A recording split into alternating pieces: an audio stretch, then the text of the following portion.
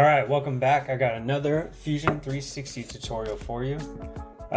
In this one, I want to go over sweeping, the sweep command and the loft command. So a sweep is where you make a sketch, make like a profile face, and you give it then you draw a line and it'll follow that line in a path. So you can use circles, squares. You can also use the edge of like a 3D shape. Sometimes that works. And with lofting is like a way that you can combine a square to a circle, if that makes sense. So let's set up for a loft. So we'll come in with a loft and then sweep afterward. So I'm gonna make a shape down here. I'm gonna make like a turtle mode stick. So, and something that's important when you're doing this command is to keep everything centered. So the origin will help you with that, because this is something that you can snap to when you don't have anything laid down. So I'm just gonna put like the general shape that I want this thing to be, about like this. See how there's nothing to snap out here? But if you hover over the center point, you can't see it because it's blocked, but there's little blue dotted lines that will keep you like snapped to that center line up there that you hovered over. So we will complete that, and then let's just mirror this over.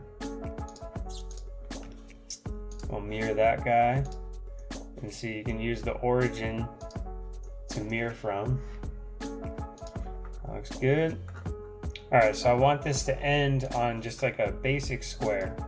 So again, to keep this all lined up, we're gonna hover over that the origin center right here real briefly, and then that'll give us a line to snap to. And then, of course, I didn't select center point rectangle, which you want to do. All right, here, so we'll just end it like that. And then I should be able to come in here and move this and place it kind of where I want. Just want it to come up and sweep back a little bit.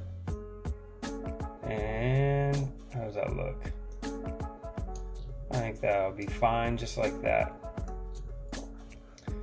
And we will hit OK. So now, at this point you can actually loft from those two. So let's get to this solid tab here and find your loft tool.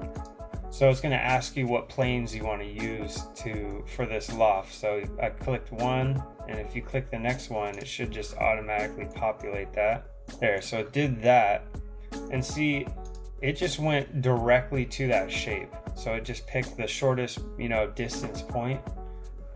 Another option you can choose here is over on the side, you can select connected or direction, and direction will take into account the rotation of the second sketch there.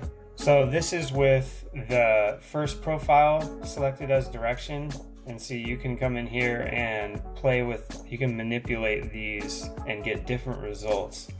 So let's do direction up here and connect it on the first one. And then not only that, go back to this profile one and see how you have like an adjustment here, take off weight. So that will determine how quickly it makes this transition. So if let's type in 0.5, see how that's made a less gradual transition there. You go 0.25, even more. But that looks fine just like that. All right, so that is the loft tool kind of in a nutshell.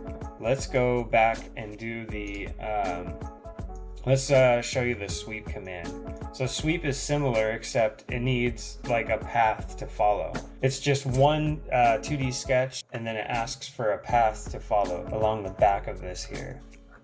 So let's put down a sketch on this plane, and I don't know, let's just do a circle and see how that looks. All right, so let's select the circle we put down, and then we will go to sweep. And let's choose this edge back here to follow it. And it says there is an error with that. So something about that doesn't like. Let's try adding, so the orientation mattered for this for whatever reason. It didn't like the fact that, I don't know. It didn't like that for some reason, but with parallel that worked. And I mean, that's kind of the shape that I was going for.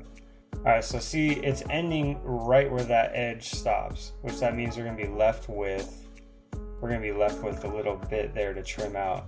Let's just try it. We're gonna cut this. Fusion is actually really powerful at, actually, I don't know if it will do that. We'll just delete. Actually, see, it did. But when you see stuff like that, edges that are kind of just hanging out in the middle of nowhere, usually that means there's an issue there.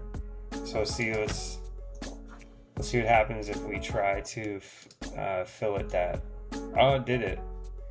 Just pay attention to stuff like that when you're doing these complex shapes, because then you might, later on down the road when you're building this, you might find out that you can't do some stuff like that.